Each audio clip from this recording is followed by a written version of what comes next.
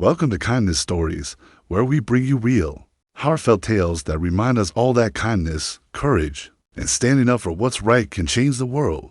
If you love stories that inspire you to believe in the goodness of people and the strength we all have inside, make sure you hit that subscribe button and join our family. Now, settle in for today's story because it's one you won't forget. Asha was a young teacher who had just started working at a small town high school. She loved her job and genuinely cared about her students, always trying to help them grow, not just academically, but as people too.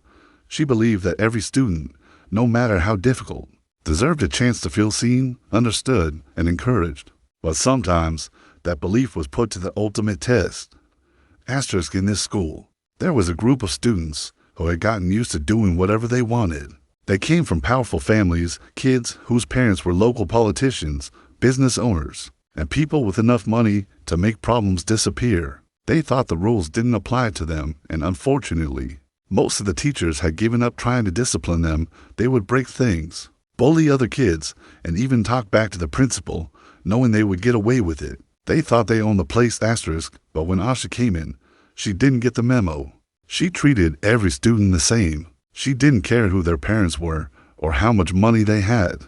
If they were wrong, she would say so. If they were right, she would praise them. It was simple to her. She was there to teach, and she took that seriously.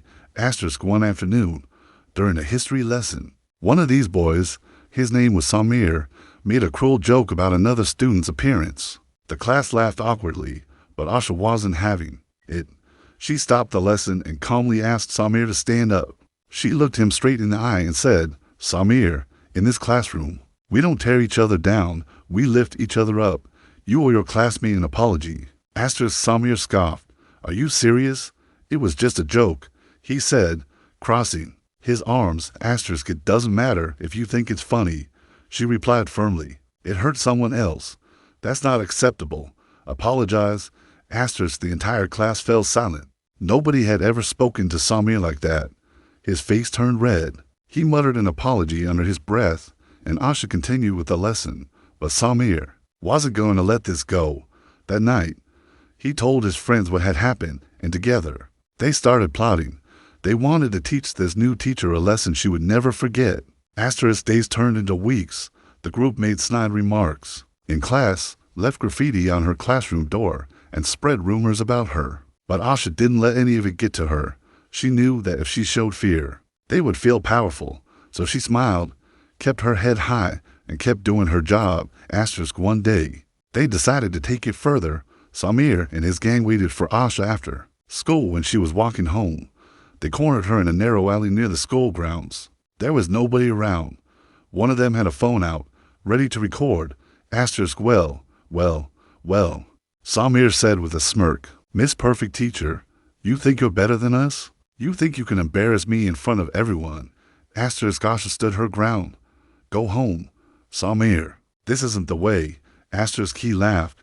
"You're gonna kneel down right now and say, 'Sorry for disrespecting me in front of everyone,' or we'll make sure everyone sees this video of you begging." Asha looked at them. These boys who thought they were untouchable. She felt fear creep up her spine, but pushed it away. She was not going to kneel. Not today. Not ever. She took a deep breath. "No, Samir, I will not kneel for bullies." That answer only enraged them. Samir grabbed her by the shoulders and forced her down onto her knees. They surrounded her, mocking her, laughing. One of them shoved her. Another pushed her head down. Knees scraped on the rough ground, but she refused to cry.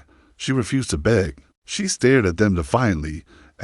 Then, something unexpected happened.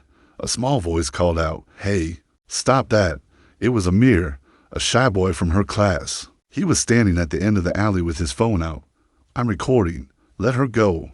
Samir's friends hesitated, but Samir wasn't about to back down. He lunged toward Amir to snatch the phone, but Amir ran. Samir chased him, yelling for his friends to catch up. In the chaos, Asha managed to stand up. Her heart was pounding, but she saw her chance. She sprinted after Amir and Samir. They reached the main road where people were passing by. Amir was yelling for help. Samir caught up and grabbed Amir's arm.